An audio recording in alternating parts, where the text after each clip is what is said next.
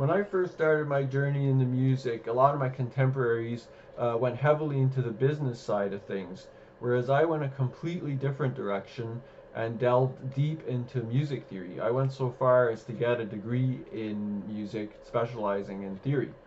Now, all these years later, my contemporaries are mostly rich, whereas I know a lot about chords.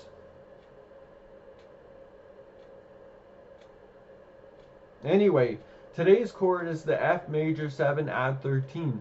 It's a really nice dark variation of the F chord that shows up in a lot of classic rock songs, and more recently in Gravelle-Perinbam's cover of Rush's Manhattan Project. It shows up at the end of the 2112 homage section. So I'll play that right now, you'll hear it.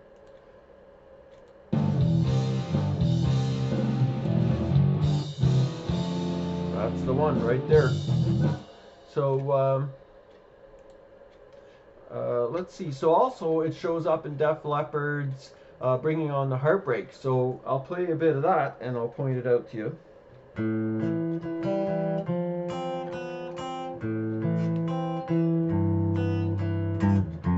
That's the one right there.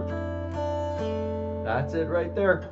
That is it. So I'll explain what's in this chord. You got yourself the F, obviously, and then the other tone, A, is part of the F chord as usual. Then it gets weird. The D is the added 13. Then you get another A and another D, so that's two 13s.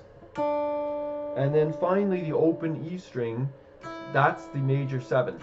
And it's because of this major 7 that the D is a 13 and not a 6. If you only played this with no high E, you get an F6 instead. But because of the E, it's an added 13. So there you have it. So for the Rush song, what I did there was I did the famous Rush E chord, this chord, the G, another E, and then the F, which I hang on for a few seconds. So there you have it. So I hope you enjoyed that. It's a great chord. See if you can use it in some of your own songs. Later.